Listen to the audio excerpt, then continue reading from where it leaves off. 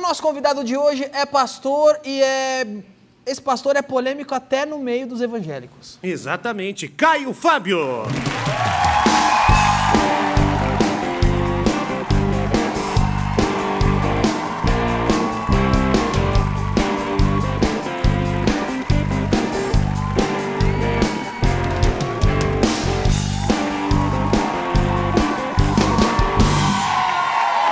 Caio Fábio, muito obrigado por ter vindo. Bem-vindo ao De Noite. Obrigado. Entre os líderes evangélicos no Brasil, você é um dos mais populares e mais conhecidos até hoje, não é? Mas a sua principal atuação hoje é na internet. É, porque até 1998, fiquei 33 anos rodando o Brasil, indo presencialmente aos lugares. Mas eu tinha um objetivo. Eu achava que a comunidade evangélica era alienada como era imbecilizada como era marionetada como era massa de manobra como era abjeta como era, porque faltava instrução, faltava ensino. Aí eu fiquei 30 e tantos anos ensinando, dos luteranos aos neopentecostais, de um extremo ao outro. Criamos uma organização que era a Associação Evangélica Brasileira para ver se dava parâmetros de saúde mental para o pessoal. Mas, na realidade, eu descobri que ninguém quer isso. Isso desmonta o circo, a estrutura, a exploração. Instrução ajuda o povo a andar com as próprias pernas. Instrução liberta.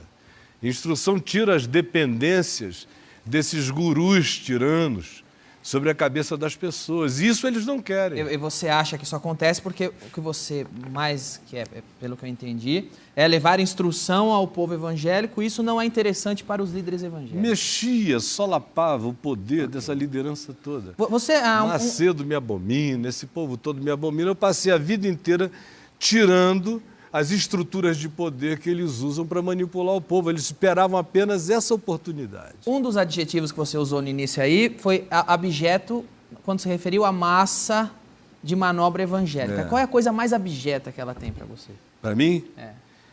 Foi a capacidade que esse pessoal teve de literalmente deixá-los brainless. Tiraram o cérebro desse pessoal. Olha, eu lido todo dia, eu estou no ar, de 10 da manhã a 1 da tarde ao vivo numa web TV que a gente tem, milhares de pessoas afluem para lá. As perguntas que eu recebo são todas perguntas descerebradas. As pessoas perderam o cérebro, eles querem saber se... Os evangélicos são burros, é o que você está falando. Ficaram. Qualquer um fica sob aquele rolo compressor. Qualquer um fica. Eu fiz uma pequena pesquisa sobre você, vi que você já passou por lá, você sabe exatamente o poder que aquilo ali tem de fazer mentes tornarem-se amebas. O rolo compressor qual é? O rolo compressor é o medo, é o pânico, é o susto, é a paranoia do diabo. E eles usam a Bíblia para colocar medo? A Bíblia é a mãe de todas as heresias, se você quiser. Eu, sem a referência do Evangelho em mim, faço da Bíblia a miséria que você quiser. Construa a partir da Bíblia deuses variados, antideuses, o que você quiser, porque você pegando um texto como a Bíblia, que não teve um autor só, mas dezenas deles, e que foi escrito em 1500 anos, em períodos diferentes, sem conexão, se você quiser criar uma sistemática, pegar e pensar coisas daqui e dali, você monta o diabo, se você quiser. O que deve ser interpretado de forma literal na Bíblia, o que não deve ser interpretado de forma literal na Bíblia? Olha, e o que interpretam de forma literal, consciente, que não deveria ser interpretado de forma liberal? Tem muita coisa que é para interpretar de modo literal, só que caducou. A Bíblia diz sobre a Bíblia que parte dela caducou. O Novo Testamento praticamente está inteiro dizendo que o Velho Testamento caducou. Isso. Mas e no Novo Testamento para o cristão? Tem alguma parte que caducou do Novo Testamento? Tem. Qual, por exemplo? Por exemplo, Paulo. Paulo faz questão de ensinar para a gente princípios imutáveis. Sob esses princípios imutáveis, ele faz aplicativos circunstanciais para o tempo dele. que são relativos àquele tempo, mas que devem ser vencidos para se chegar ao princípio absoluto. Exemplo, ele diz que em Cristo não há homem nem mulher, não há sexismos, em Cristo não há escravo nem liberto, em Cristo não há senhores e nem entes minimizados. Esse é o ideal em Cristo. Todavia, nos dias dele, ele tinha que lidar com uma sociedade onde havia homem, mulher, escravo, liberto. Então, o que ele faz? Ele tenta fazer o senhor de escravo se tornar mais humano, tenta fazer o escravo aproveitar a oportunidade da libertação. Enquanto você não pode, tente ser feliz com o que você tem, mas no dia que você puder escapar dessa, pule fora, porque o seu chamado não é esse. A mesma coisa com tudo. Foi para a liberdade que Cristo nos libertou. As igrejas ensinam escravidão. Ok. Uma coisa que a igreja ensina muito também, e é só mudar de canal que deve estar acontecendo isso agora em outro canal, possessão demoníaca. Ah, meu Deus, eles vivem disso. Sem possessão... Acontece possessão quando a pessoa está... Vou pegar você. Aquelas tá ali, é. Aquelas ali eu tiro com tapa na bunda. Levanta, vamos acabar a palhaçada como eu já acabei. Aquilo ali é sugestão. É psiquismo demoníaco aprendido pela cultura neopentecostal e instilado nas pessoas. Aquilo ali, na maioria das vezes, é forjamento. Tem até os possessos contratados para puxarem a fila dos impressionados. Agora, possessão demoníaca existe. Não naqueles ambientes de massa já preparados para aquele show. Existem situações concretas nas vidas das pessoas, agonizantes em casa, que não são visitadas. Essas não interessam, porque o verdadeiro oprimido espiritualmente não tem nem como ir a um templo.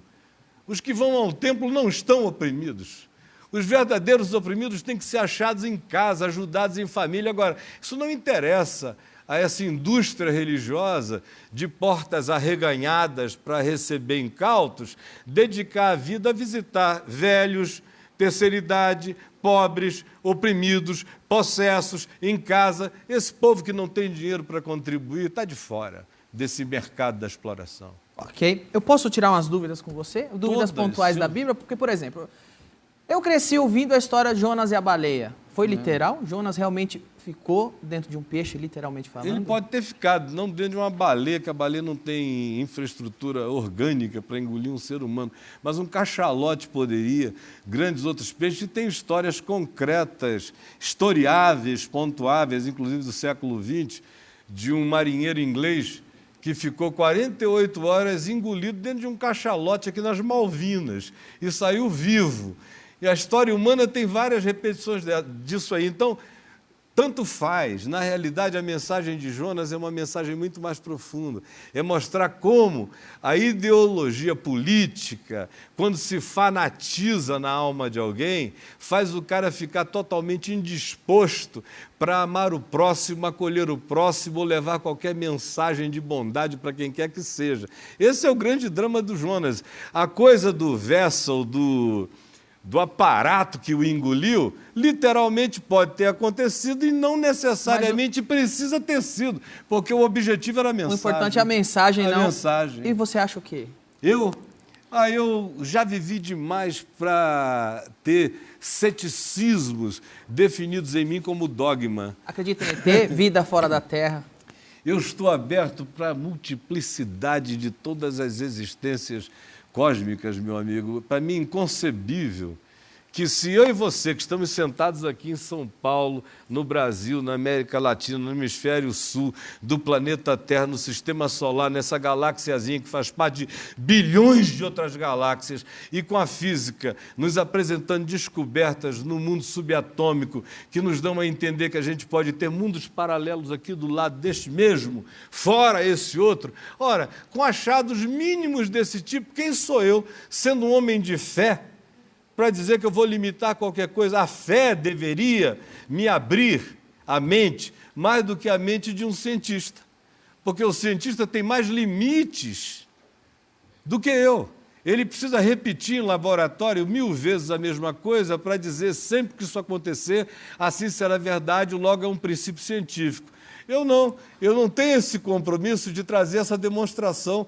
Eu estou muito mais aberto em fé para lidar com a multiplicidade das possibilidades e fazendo as minhas sínteses. Agora, a Bíblia está carregada de afirmações sobre a multiplicidade dos mundos e das dimensões. Ela só trata isso com uma outra linguagem diferente da nossa. E a Bíblia, agora, deixando o assunto de fé e religião de lado, ela apresenta algumas coisas que ela tem vamos dizer, ela tem a ambição de ser um registro histórico, que às vezes lendo parece muito estranho. Por exemplo, os nefelins. Isso. Eu fui pesquisar no São Google o que é um nefelim, no São Google, e o São Google revelou para mim que nefelim é isso aqui, não é? Um ser humano está ali, tá certo?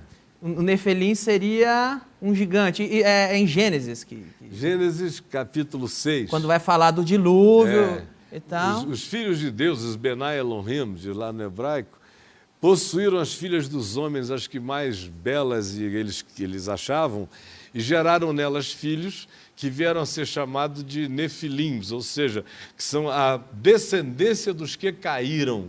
Então, o nefelim é um cruzamento de... É um híbrido. É um híbrido. É um híbrido angelical humano. É um híbrido angelical no sentido de que é extraterrestre, não é dessa dimensão. É anjo, no sentido da linguagem bíblica, com humanas. Aí teriam nascido os nefilins, que diz o livro de Gênesis que são os gigantes que conduziram a antiguidade, que dominaram na antiguidade. Ora, o que é interessante é que você vê em todas as culturas da Terra, dos Nazca, Incas, Astecas, egípcios, celtas, qualquer outro ambiente cultural, Índia, China, você encontra em todas as histórias primitivas, sem falar nos gregos, que são os pais dos semideuses, dos gigantes, disso tudo, você encontra a mesma narrativa de uma hibridização entre seres que vieram de uma outra dimensão com seres humanos. Isso aí está espalhado na literatura universal e também na narrativa de Gênesis 3. Agora, eu calculei ali um ser humano... Mas não são assim como esses caras aí. Isso tudo ali é um estudo de escala. O ser humano normal seria aquele, de 1,80 m, né? Tem o ser humano de 1,80 m. Trouxeram aí, o Minotauro está com inveja desse mais velho aqui, desse maior aqui. Ó. Seria um estudo em escala ali. O ser humano teria médio 1,80 m, o nefelim teria 11 metros. Não, esse é um exagero. É um exagero? Absoluto. Quanto mais? A Bíblia dá referências de tamanho de homens grandes. Por exemplo, diz que Og, rei de Bazã, que ficou vivo depois do dilúvio, que tem narrativas históricas, teve gente que sobreviveu ao dilúvio, desse tipo, dos nefilins. Porque o dilúvio foi feito... Tem dia que o dilúvio matou todo mundo, para mas liquidar. Não é. Liquidar, inclusive, essa hibridização que deformou a raça humana. Mas escaparam alguns, tanto é que... Mas a Bíblia não diz que não escapou ninguém, só Noé e a família? A Bíblia diz linguagens gerais a partir do olhar de um observador finito. Nós temos a chance de examinar o todo da história e o todo da Bíblia. Uma coisa interessante sobre a Bíblia é que no livro de Gênesis ela diz que não escapou ninguém. E depois do dilúvio ela introduz os descendentes desses caras vivos no mundo, mostrando que alguns deles escaparam. Inclusive, Og, rei de Bazã, que eu ia dizendo, os nefilins. A altura maior registrada lá chega a 5,20 metros por causa da cama dele toda de ferro, que ficava na região de Golã, hoje onde são os montes de Golã, ali era a terra de Bazã. Diz que esse Og era rei daquele lugar, a cama dele era de ferro, tinha 5,20 metros de comprimento, 2,80 m de largura, para a gente ter uma ideia do tamanho desse bicho. Agora, Golias, que também era da descendência dos nefilins, que foi da história com Davi, aquele conflito lá com os fariseus, com os filisteus, tinha 3,40 metros. Então não chega a ser essa enormidade. Porque me deu um susto, que eu fiz a conta. Um ser humano de 1,80 m tem o quê? Pelo amor de Deus, como é que ele vai transar com uma menina Exato. de 1,60 m? Meu Deus, a menina ia ficar arrombada no meio, né? Ia ser 31 centímetros só de rola, porra. Sai pela boca, assim. Você quer um chafariz. Atravessar a bichinha, não dá. Pois é. Milagres existem hoje ainda? Existem. Por que ninguém vê mais, só vê milagre de Araque? Não, porque o pessoal só fica visitando milagre. Todo milagre industrial é de Araque. É simples assim. Abriu uma porta e disse milagre é mentira. Milagre é inusitado, milagre é misterioso. Já viu um milagre? Já testemunhou? Muitos. O maior milagre que você já testemunhou, qual foi? Você quer falar de milagres físicos? Físicos. Milagres físicos, eu vi uma mulher derramando vermes pela vagina numa situação horrorosa em Mas Manaus. isso não faz milagre, faz doença. Ah, não, mas é doença. Você ora e o negócio parar na mesma hora, não no dia seguinte, nem 2 horas depois, mas secar na hora, é chocante. Você vê pessoas em hospitais, como eu vi algumas vezes, desenganadas morrendo, como o meu amigo Zé Cury, que está vivo hoje, dono de uma pousada no Rio Grande do Norte, morrendo desenganado, septicemia. Nós tínhamos sido malucos, tomadores de todo tipo de droga e maluquice por aí, lutadores de jiu-jitsu juntos, lá nos Grace, e ele saiu um pouco da linha, perdeu a cabeça, a Polícia Federal encheu de 7 tiros, todos com bala dum-dum, morrendo no hospital, intestino perfurado, mandou me chamar, disse, septicemia, morro hoje à noite, encomenda a minha alma. Eu falei, não, cara, você ainda vai viver pra caramba, eu não sei nem por que eu estou te dizendo isso. Botei a mão na cabeça dele e orei com toda a sinceridade simples, em nome de Jesus, e o Zé Cury levantou na mesma noite.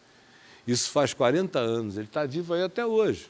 Eu posso sair te contando histórias para sempre desse tipo. Agora, não é com hora marcada, não é sexta-feira do milagre, não tem preço nenhum a pagar, é tudo de graça, não tem rito, não tem mistério, só implica sinceridade, verdade e encontro humano puro diante de Deus. Por que, por exemplo, quando você vai falar de Velho Testamento com o pastor, ele diz que o Velho Testamento caducou, como foi o início da nossa conversa aqui, mas aquela parte, Malaquias 3,10, que é de pedir mas dízimo, eles não dizem que caducou, não caducou. não. Eles me chamam de herege, porque eu digo que essas coisas caducaram.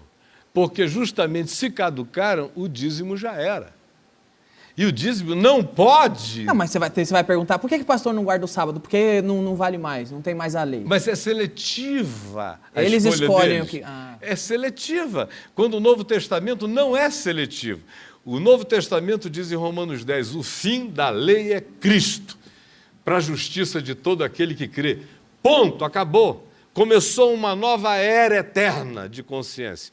Se eles não querem, porque tira da mão deles os aparatos primitivos de controle do povo. E o dízimo é um deles, os sacrifícios. Por que o Macedo está construindo aí esse terreirão de Salomão? Essa coisa grandona, monstruosa. Porque ele quer, finalmente, oficializar a Universal como a captadora de recursos para o templo de Deus, para que Malaquias, capítulo 3, se torne encarnado na Universal, porque lá se diz que é para levar o templo à casa do tesouro, que era no formato do templo do Salomão. Agora aqui ele está fazendo isso com a mesma cara, 10 vezes maior, com essa máquina de caça-níquel, para se tornar o grande arrecadador oficial, com a simbologia e o arquétipo do Velho Testamento encarnado no templo de Salomão. Essa é a esperteza desse malandro. Qual a sua denominação? Eu fui ministro presbiteriano durante 30 anos. Hoje? Hoje eu sou líder do movimento Caminho da Graça, que não quer ser um movimento religioso, quer ser um caminho de fé, de consciência. Por isso é que tem milhões de pessoas chamadas desigrejadas pelas igrejas, que estão todas dentro desse movimento, sem pai, sem mãe. E não acaba virando uma igreja? Uma denominação? Igreja sou eu. Igreja é você. Igreja é impossível não haver. Igreja somos nós, igreja é encontro. Eu me encontrei aqui contigo, esse é um encontro igreja. No Vem VTV, está escrito assim, que é um canal cristão não religioso. Como algo cristão pode ser não religioso? Porque o cristianismo é religioso, mas a fé cristã não. A fé em Jesus nunca foi uma religião. Jesus não fundou nenhum cristianismo. Jesus não fundou nada chamado evangélico. Jesus não fundou nenhuma religião. Jesus ensinou caminho. caminho de consciência para qualquer um viver na rua, na estrada. Você vê onde é que Jesus passou a maior parte do tempo dele? Na praia, cara, ao ar livre. Ele era um hippie? Ele não era um hippie porque não tinha essa designação. Os hippies quiseram ser como Jesus e não conseguiram. Ok. Mas Jesus não fazia tudo que os hippies faziam. Não. Jesus pitava um? Se fumava umzinho? Hoje em dia ele fumaria umzinho? Rapaz, olha, não tem nada mais doido do que... Você já fez jejum? Jejum? É. Já. Mas assim, de sair para uma floresta, para um deserto, ficar quieto. Não. Cara, não tem onda mais doida do que um jejum, meu irmão. Sabe? Baseado fica careta, tudo vira bobagem. Na hora que você está ali 3, 4, 5 dias de jejum e a tua cabeça começa a abrir, as nuvens começam a ficar vivas, o vento começa a te ninar, a água tem uma parceria contigo, meu amigo, cannabis virou pitadinha para distrair numa hora dessa, entendeu? Então Jesus era do negócio pesado mesmo. Não tem ninguém que tenha andado com Deus e que não tenha sido um negócio pesado. Um cara que anda com Deus, que seja do negócio leve, não conheceu Deus. Ok, não era. Porque Deus é loucura pura, meu amigo. Deus é loucura pura. Loucura pura. Porque essa história de racionalizar Deus é uma idiotice na qual eu não caibo. A minha inteligência é grande demais para entrar em racionalismo a respeito de Deus. Deus é absurdo. Ok. Bom, agora muito se fala hoje em movimento gay, não sei... Como você acha que Jesus veria hoje o movimento gay? Do jeito que ele viu nos dias dele. Nos dias dele estava cheio de gay. O que ele fez? Não sei, o que ele Nada. fez? Nada. Estava cheio de puta. O que ele fez? Nada. Estava cheio de canalha, calhorda para todo lado. O que ele fez? Nada. Ele acolheu quem o procurou e não perguntou coisa nenhuma. Não estava na pauta de Jesus e nem está. Essa pauta aí é uma pauta moral, é uma pauta ideológica, é uma pauta da fragilidade da religião que introjeta culpa nas pessoas e exacerba o maior movimento de compulsão psicológica justamente por aquilo que eles proíbem. Você pegue uma estatística e vai ver aonde é proporcionalmente neste país onde existe a maior eclosão de compulsão gay no país. Não é no Corinthians. É no São Paulo. No São Paulo chega perto. São Paulo chega perto. Agora, nada alcança o movimento evangélico. Tem muito viado lá. Claro! É uma viadagem só. É uma viadagem só onde você fica dizendo, cuidado, se virar viado é do diabo. Se tiver um comichão no furingolingo é Satanás. Tudo é diabo. Meu Deus, você cria meninos dizendo cuidado com o diabo. E até o teu sexo natural, a tua heterossexualidade é do diabo. Tudo é do diabo. A homossexualidade, então, é o diabo. Bater uma também. Uma bronha tá danado. Tá danado. É tudo culpa, tudo pecado. Conclusão, uma sociedade que só introjeta pecado vai produzir só tarados. É simples como qualquer análise psicológica te diria. Não tem jeito dos evangélicos melhorarem enquanto eles piorarem o mundo para todos. Não tem jeito. Eles vão ser sempre os piores do mundo que eles pioram para os outros.